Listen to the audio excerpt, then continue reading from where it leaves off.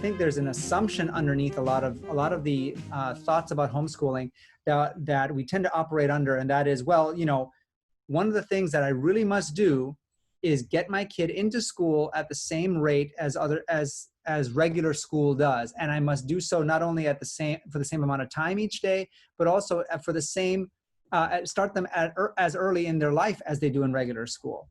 And so we want to also give you guys a piece of information, which if you're not familiar with it, I think might prove helpful to you, especially for those of you with younger kids, to take even more of the stress off of you as you start to realize that, hey, maybe I don't have to worry about having a perfectly set up Greco-Roman style curriculum, because maybe I don't need to do as much hard academics yet with my child at the age that they're at.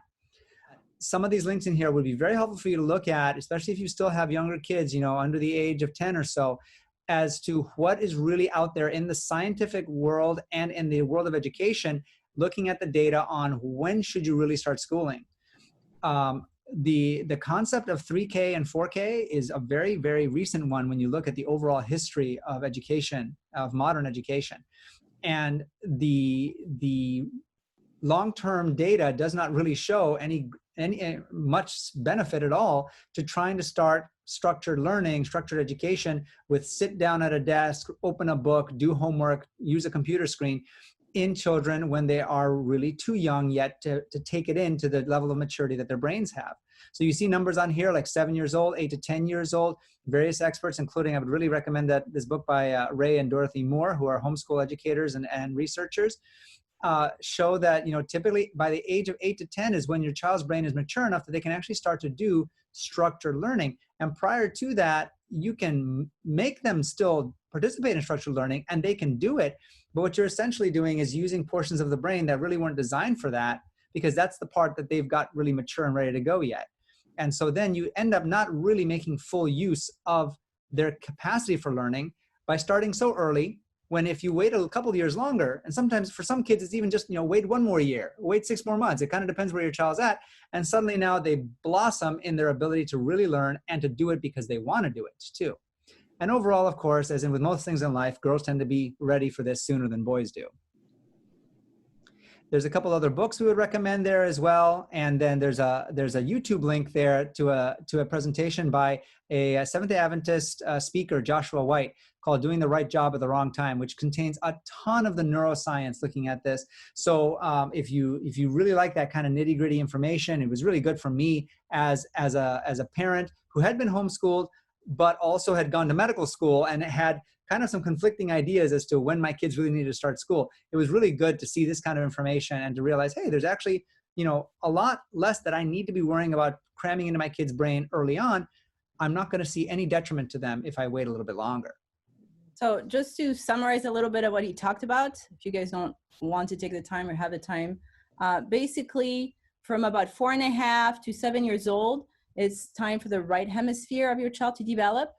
And that's usually things like rhythm, emotion, imagination, creativity, feeling, faith, belief. So, you know, the spiritual aspect is really important. If you start doing serious academics too early, you're basically, like Austin was saying, taking parts of that brain that should really be towards all those different things I just talked about and assigning them to, you know, academics, to not the right thing. And once they turn 7 to 9, then the left hemisphere starts to develop. So that's like logic and math and words and all that kind of stuff. So we just want to make sure we're doing the right thing at the right time. To give you another example, we think about the US in overall education compared to other countries. We're not really up there in our education system. We're pretty low. We look at some of the countries that are doing really well, like you think of the Scandinavian countries, you know, Finland, Sweden. And one of the big things that they do differently is they don't start school until 7 years old. And often they don't do hard academics until 8 or 9 years old. They usually have a smaller class, they don't do homework, and the teacher follows them all the way through. So it's almost more like a, you know, homeschool or a one-room schoolroom. So again, you know, don't be too stressed out about trying to get the academics early. Like we said, your child will catch up very early. For example, Corin, average child, he's no genius or anything. He didn't start to learn reading until 7.5. I tried earlier to teach him. I would get frustrated. He really wasn't ready. Again, he's a boy, so he's a little later. But when he was ready, the reading just clicked like that. And within 6 months, he had caught up to where he was supposed to be, and reads great now. Mm-hmm. So again, when they're ready, they will catch up like that. And same for math. I had done some math on and off. I hadn't found really a curriculum that I really liked with him until just last year when he was in 4th grade. And so we started with the first book in October. In December, I took a 1-month break because I was tired and they were tired of doing schooling. So we did more crafts, handy stuff, reading lots of books, that kind of stuff. And then we finished the rest of the year. So he had 6 months of math, and he did 3 years of math within those 6 months.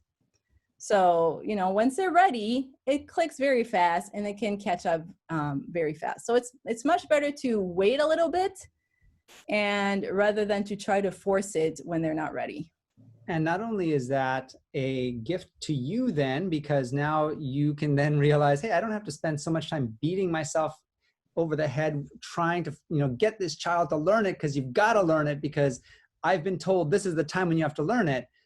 But also you are then giving your child an amazing gift, because in retrospect, suddenly now you give your child so much more childhood to enjoy, because then they can spend much more of their educational time doing things that are more creative and imagination based, doing lots more things with art and just outdoors and nature. And that is a childhood that so many kids really don't get much of anymore. And even if they do have it, they then get snatched away by about 4 to 5 years of age and have to spend a large portion of their day in school. So there's a big gift that you can give your kids there by realizing, hey, maybe we don't have to go straight to the hard academics when you're still that young. And again, looking at the science, the best thing you can do for your younger kids is to give them lots of opportunities to try different stuff. So like Austin said, lots of different art stuff. Outdoors is a really important thing too. The more outdoors time you can spend with them, doing a lot of physical things, teaching them about nature, reading lots of books, reading them books all the way through. Even if your child is a teenager, reading books is one of the best things you can do with them. It helps as much as tutoring, and the research out there, it has shown that. And you can have great conversations, really connect with your child more. So read to your kid a lot, spiritual stuff, and don't worry so much about them learning their ABCs and numbers. It will come. If they're interested, sure, do a little bit, but don't stress too much about that. And then we also mentioned earlier, that it's not just about how early you start them, but then how much time are you going to spend with them too. This is another thing that can really take a lot of the stress off of you, is that if your reason for homeschooling is, well, I want my child to be at home. It's coronavirus again. I want them to be at home more. Does that mean then that now you are responsible for generating huge amounts of time-filling curriculum in order to make them go to school at home long enough? There's a lot of data on this, and we have in some of the very books we've already mentioned. There's studies looking at the bell-shaped curve of how much benefit you get once you start to really push a lot of time on kids that just really don't need that amount of time.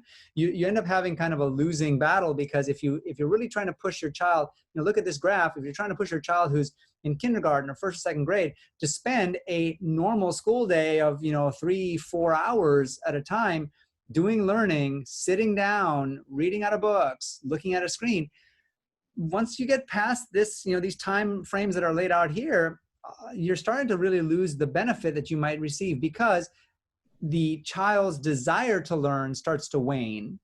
The child's interest in what's going on wanes. And what you're doing then is you're starting to create more dissonance in their own minds about, well, I don't really want to learn this now.